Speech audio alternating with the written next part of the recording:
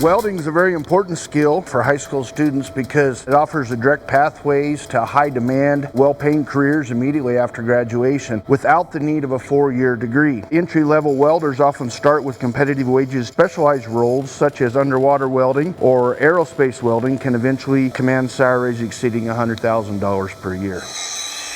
Students who participate in CTE pathways are significantly more likely to stay in school and to graduate on time. Research indicates that 81% of high school dropouts would have stayed in school if their learning felt more relevant to their futures. Nationally, students who concentrate in CTE programs have a graduation rate of approximately 93 to 94%, which is 10 to 14% higher than the national average for graduation rates.